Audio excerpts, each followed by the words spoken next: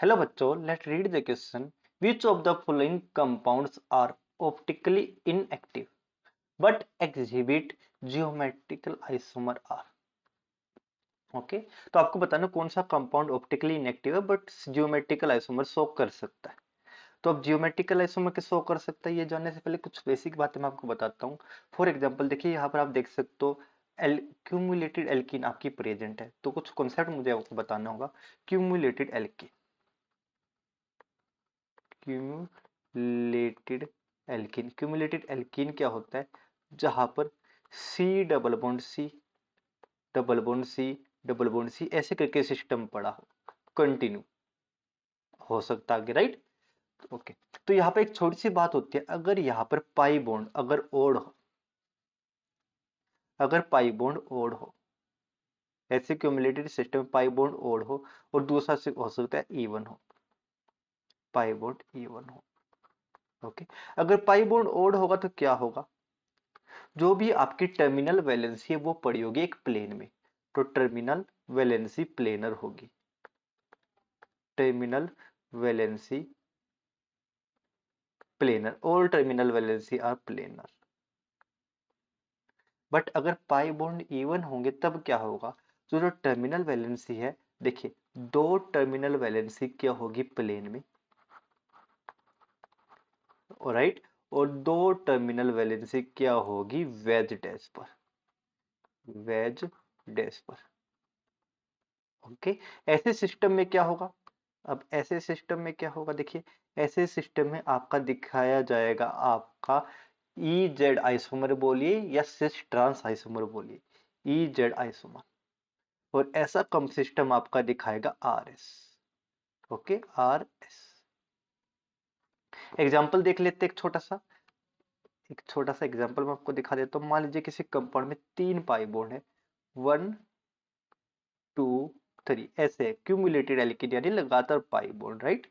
तो ऐसे केस में क्या होगा, अगर मान लीजिए टर्मिनल वैलेंसी है वो आपकी एक प्लेन में पड़ी होगी ऐसे करके, और ये कंपाउंड क्या होगा, देखिए ऑप्टिकली इनएक्टिव, क्योंकि यहाँ पर प्लेन ऑफ सिमेट्री पड़ा होगा।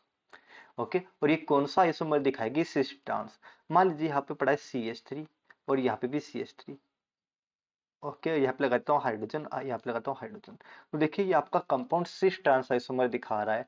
ओके, दोनों CH3 यहाँ पर आपके क्या है, एक दूसरे के ट्रांस, तो इस कंपाउंड को आप ट्रांस बोल दोगे, यानी ऐसा कंपाउंड सिस ट्रांस आइसोमर दिखाएगा। लेकिन अगर आपके पाई बॉन्ड इवन हो, फॉर एग्जांपल 2 पाई बॉन्ड हो या 4 पाई बॉन्ड हो, तो क्या होगा? मान लीजिए 2 पाई बॉन्ड है, तो ऐसे केस में क्या होगा? ऐसे केस में आपकी दो वैलेंसी तो पड़ी होगी प्लेन में, फॉर एग्जांपल टेट्राहेड्रल की तरह दो वैलेंसी प्लेनर होते, एक वेज डैश होती, राइट? तो आपकी दो वैलेंसी होगी यहाँ पर प्लेन में, और एक होगी अप और दूसरी होगी डाउन, ऐसे कर कर। ऐसा कंपाउंड सिस ट्रांस आइसोमर नहीं दिखा सकता, ओनली एक ही आइसोमर दिखा सकता है जो कि आर एस। ओके, ये मैंने एग्जांपल दे दिया। अब बात क्या है, ये बात सिर्फ क्यूमुलेटेड एल्केन में वैलिड है? नहीं, सेम बात आपकी रिंग, अगर मान लीजिए आपकी 3 रिंग पड़ी है, ओके, पाई बॉन्ड का लोग बोला मैंने, वो रिंग के लिए भी वैलिड है, ऐसे करके रिंग पड़ी है। ओके, रिंग पड़ी है, तो यहाँ पर भी आपका सेम होगा। अगर यहाँ पर ओड नंबर ऑफ रिंग है 1 2 3, n is equal to odd, तो अगर जो भी टर्मिनल वैलेंसी होगी वो क्या होगी, एक प्लेन में पड़ी होगी, सभी के सभी प्लेनर होगी, और ये प्लेनर होगी तो क्या होगा, ये कौन सा आइसोमर दिखाएगा? Cis trans. For example CH3 hydrogen, यहाँ पे पड़ा है CH3 हाइड्रोजन। अगर आप दोनों CH3 को सेम साइड बनाओगे तो ये आपको बोलोगे सिस, अगर मैं इन दोनों को इंटरचेंज कर दूं तो कंपाउंड बन जाएगा आपका ट्रांस, राइट? सेम आपका क्या होगा, जरूरी है कि आप किसी या तो पाई बॉन्ड या रिंग हो, दोनों को ऐड कर दीजिए। अगर मान लीजिए एक एग्जांपल और मैं देता हूं, देखिए डबल बॉन्ड, फिर उसके बाद जोड़ दीजिए आप रिंग, ओके, उसके बाद जोड़ दीजिए डबल बॉन्ड। ओके, अब यहाँ पर जो टर्मिनल वैलेंसी है वो क्या होगी? अब देखिए दोबारा से आपको क्या देखना है, रिंग भी है और पाई बॉन्ड भी है, तो रिंग और पाई बॉन्ड दोनों देख लीजिए। पाई बॉन्ड एक है, एक रिंग और एक ही, ओके, टोटल कितना है, n is equal to 3। Okay, दो पाई बॉन्ड और एक रिंग, और ये वैल्यू क्या है, ओड। ओके, अगर ओड आ जाए तो टर्मिनल वैलेंसी क्या होगी, प्लेनर। बस आपको इसी को यूज करना है। ओके। फॉर एग्जांपल मैं पहले कंपाउंड की मैं बात करता हूं, तो पहला कंपाउंड देखिए क्या है। पहला कंपाउंड आपका डबल बॉन्ड, देखिए मैं इसको अलग से भी बना सकता हूं चाहे तो आप देखिए, नीचे बना देता हूं यहाँ पर कार्बन डबल बॉन्ड, ये कार्बन है। ओके, और फिर ये रिंग पड़ी है। ओके, और दोबारा से डबल बॉन्ड कार्बन पड़ा है। और देखिए number of pi bond plus ring calculate कीजिए, 1 2 3, एक पाई बॉन्ड फिर रिंग और फिर पाई बॉन्ड, ये क्या n is equal to odd, total है यहाँ पर 3 ओड है।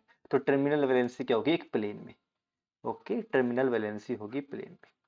CH3 हाइड्रोजन, देखिए अगर आपने CH3 को यहाँ पर लिख दिया तो ये हो जाएगा सिस, और इन दोनों को इंटरचेंज कर दोगे ना तो आपका ट्रांस आइसोमर बन जाएगा। तो पहला कंपाउंड आपका सिस ट्रांस आइसोमर दिखा रहा है, बिल्कुल सही। अब ओके, अब नेक्स्ट कंपाउंड को देखिए।